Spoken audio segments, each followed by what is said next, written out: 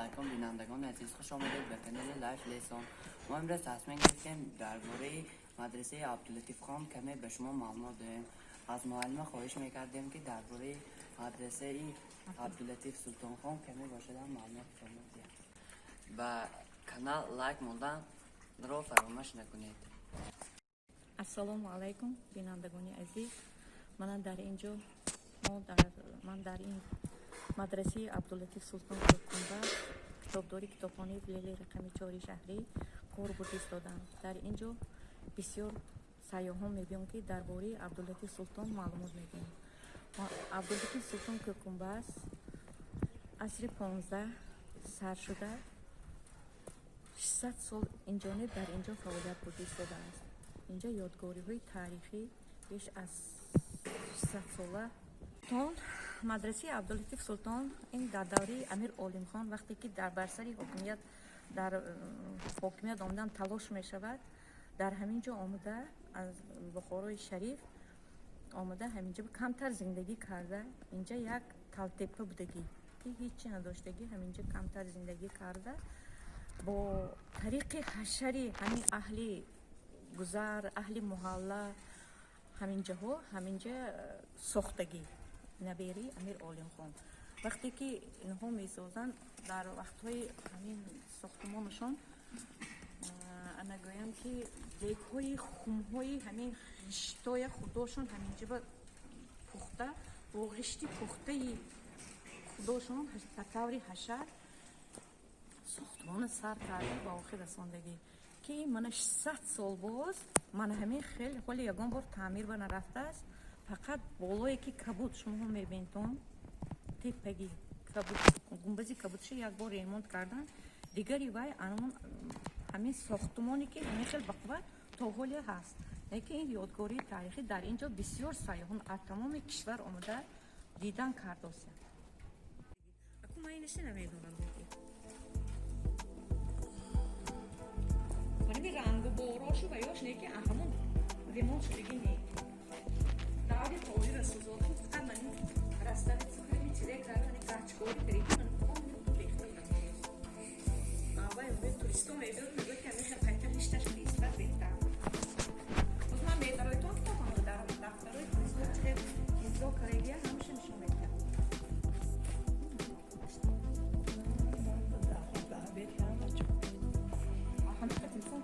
گرگون دو نامده است نامستانه میشنگید من میگو از اون میگیم اون بالانی بونده از اون میگیم تمام شهر همه عباد باشه میشنگید که ما انمجی باز اون دو ناموز میگیم اگر این روز باده عباد رو دیگه که عباد باشه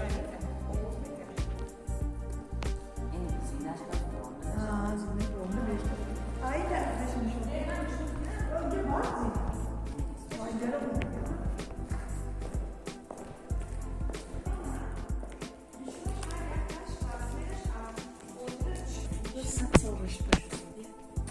مستقبل که ولی ягон بار ریمونت و این داشته است.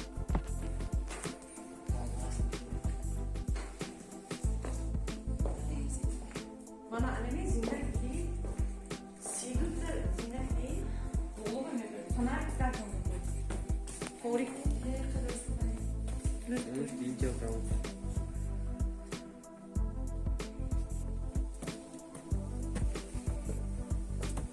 زینه هاست اینجا چه مالی بشه زیر نفید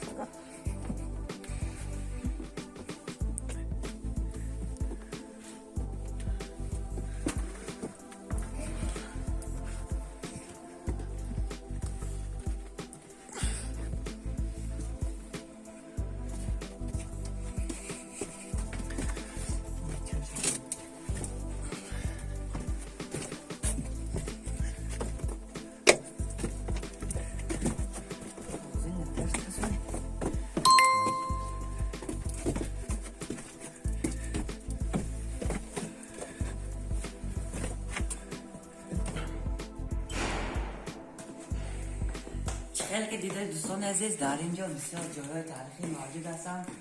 اگر اگر امکانی هم میبود در اینجا عمده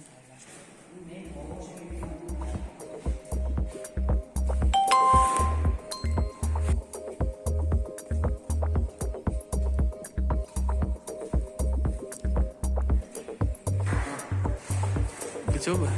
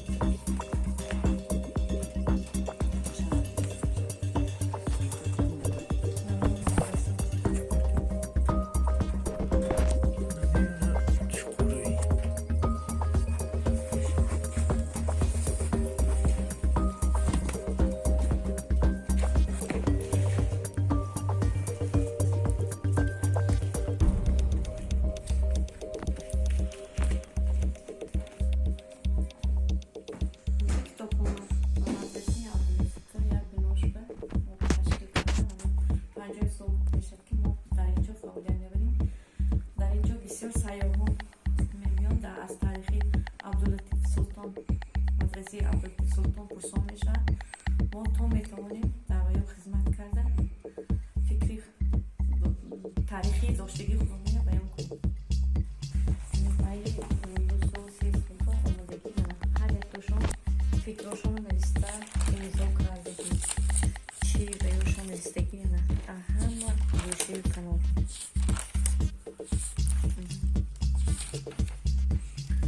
تشکر زیاد معلم شما بیام معلومات دادید.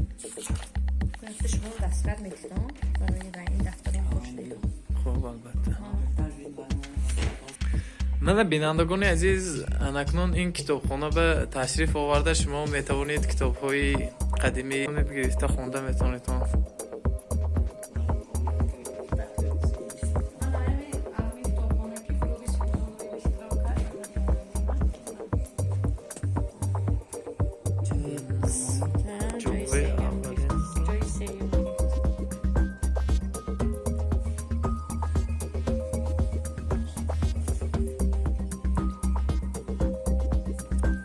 بهترین کتابخانه.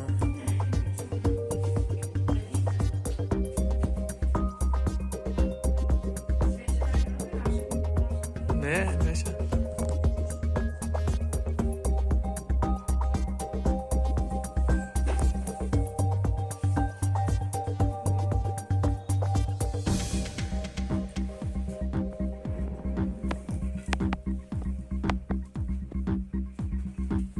باروی تاریخی جمهوری تاریخی بسیارم.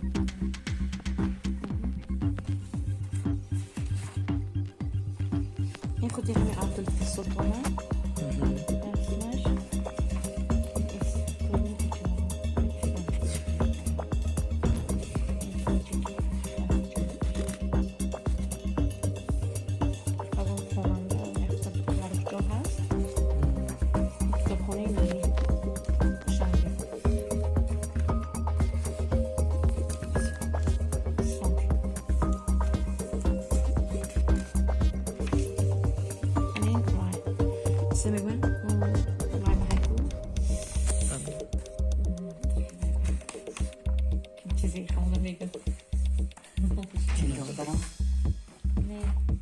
چراغ میکنم چیزی میگم.